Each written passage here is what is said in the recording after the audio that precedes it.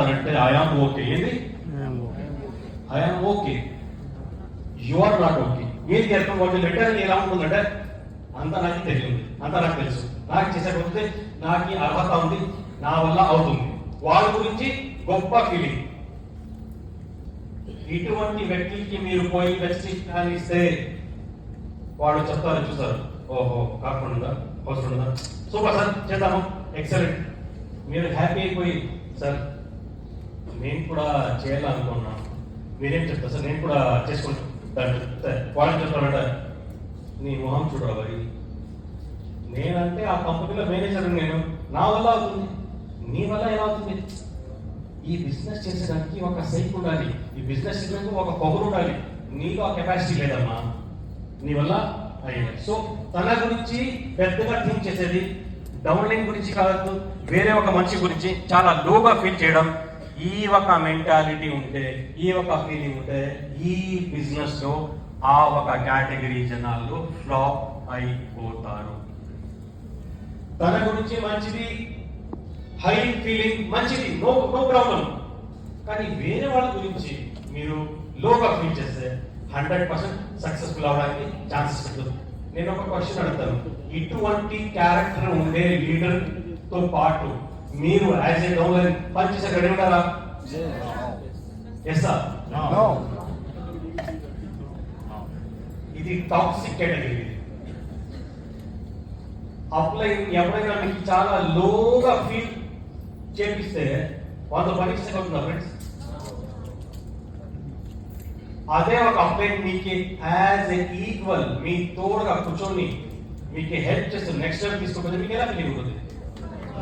అప్పుడే నేను చెప్తా ఉండేది, ఆ లెవెల్లోనే మీ లవ్ ఆ లెవెల్ క్రాస్ చేసి ట్రస్ట్ లో కన్వర్ట్ అవుతుంది.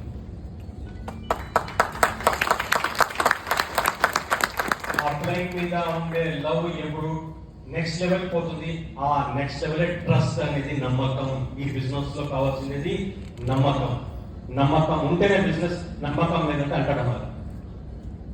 రెండోది, I'm not okay, you are okay. ఈ కేటగిరీ జనాలు ఎలా ఉంటారంటే సెల్ఫ్ మీద కాన్ఫిడెన్స్ లేదు, వేరే వాళ్ళ మీద కాన్ఫిడెన్స్.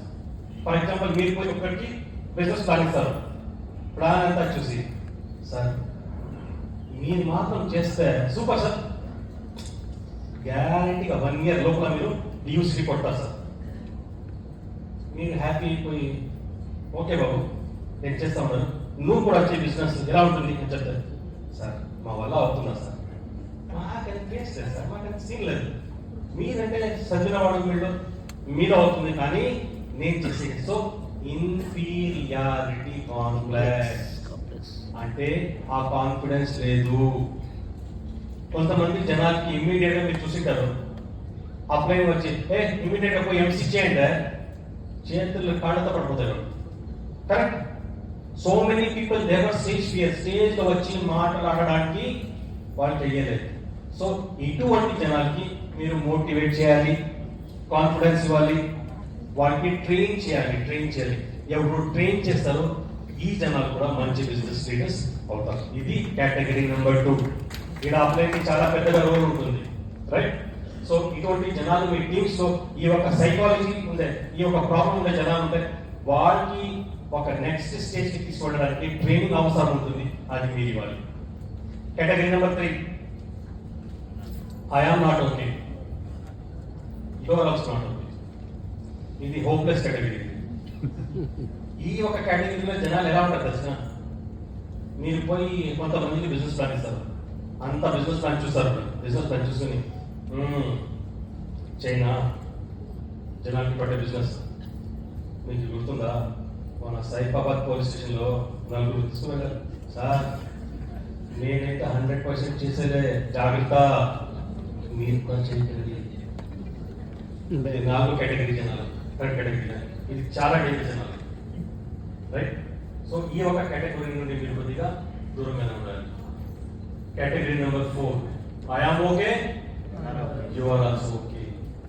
ఎవరు దాని గురించి హైగా ఫీల్ చేస్తారు, ముందే ఉండే వాటి గురించి హైగా ఫీల్ చేస్తాడు, వానికి కంఫర్టబుల్ చేస్తాడు, వానికి ఒక సక్సెస్ ప్లాన్ రాసి ఇప్పిస్తాడు, అదే ఆ ఒక win win situation, win win mind ఉండే ఆ ఒక లీడర్షిప్ మాకు కావాలి, ఆ ఒక మైండ్ సెట్ బిజినెస్ కావాలి.